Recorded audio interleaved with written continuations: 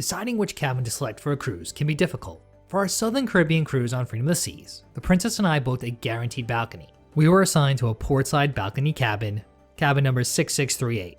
Reviewing the plans, this balcony is considered to be an ocean view balcony cabin, or a 2D category. Did it meet our needs? I'm DB from eatsleepcruise.com, and for cruisers comparing different options on the ship, we put together this Freedom of the Seas Ocean View Balcony Cabin review. We first sailed on Freedom of the Seas back in 2010. After hearing the ship was going through a $100 million renovation, we knew it was time to get back on board the ship. Following the deals online, about 10 months out, our travel agent was running a promotion. The sale deal for a guaranteed balcony included $150 of onboard credit, free gratuities, and a specialty dinner credit.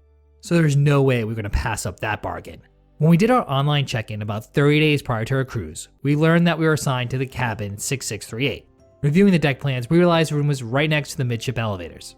Further, it was a hump balcony. While the location was ideal, we were worried that being close to the promenade would mean our room was noisy. Luckily, we can report we did not hear a peep at night. According to the online deck plans, the room has a total square footage of 188 square feet. The balcony is listed as having an area of 42 square feet, although with the hump location, we suspect our balcony was bigger than the online dimensions. The stateroom had a very typical setup for Royal Caribbean, to which we've grown accustomed. Unfortunately, it appeared that during the ship's amplification, the stateroom did not receive any updated furniture or fixtures. This was surprising, as our cabin on the amplified Navigator of the Seas did receive updated decor, a new love seat, and the more modern Royal Caribbean color palette. Instead, Freedom of the Seas maintained the older green and yellow motif. Upon entering the room, our bathroom was to the left. As far as cabin bathrooms go, this was a standard setup. It did not look like much had changed or was updated as part of the ship's amplification. There was a cylinder-shaped shower with a sliding door and a strategically designed sink and toilet area. The closet was located across from the bathroom. For 7 days, it provided just enough space to hold all our clothes between the hangers and several shelves off to one side. Again, this was a pretty average closet setup for any cruise ship cabin.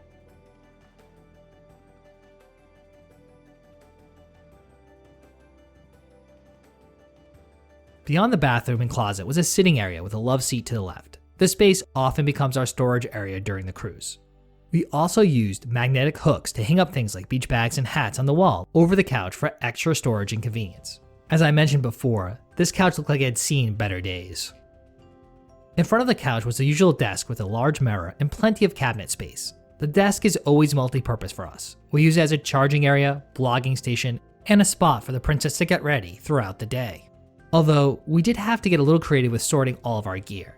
It did feel like we could have used a few more cupboard sections for our laptops, cameras, and video supplies. Still, we were able to make do for the entire trip. Off to the side of the desk was a small flat screen television. You can position the TV to mount so that it's viewable from either the bed or the couch. Below the television, there's also a small refrigerator that we use to keep our bottles of water cold. The bed in this cabin category was located directly in front of the balcony door. We're not all that picky when it comes to bedding, but it did provide adequate comfort during our trip. After long days and nights on Freedom of the Seas, we had no trouble falling asleep. Our lucky benefit was getting an oversized balcony. The space provided plenty of legroom. It was ideal for getting pictures of sail-ins and sail-away.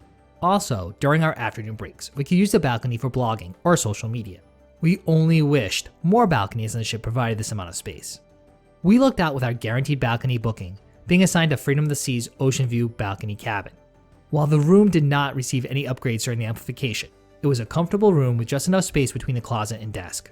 The room layout was manageable with enough storage available. However, it would have been nice to see some upgrades to the room, like additional outlets and USB ports, especially by the bed.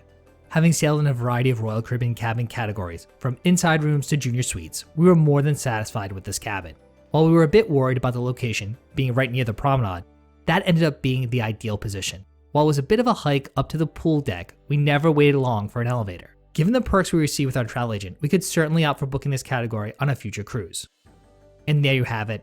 That's our Freedom of the Seas Ocean View Balcony Cabin review. But of course, we'd love to hear from you. Let us know your cabin reviews from your last trip in the comment section below. I'm DB from eatsleepcruise.com, and if you enjoyed this video, you know what to do. Make sure to give it a big thumbs up. If you're new to the channel or you've been lurking around for a while and haven't done so, what are you waiting for? Make sure to subscribe down below and to click the notification icon. That way you get updated each week when we put out brand new cruise and travel videos. You can also say hi to us all over social media at Eat Sleep Cruise, and thanks again for watching.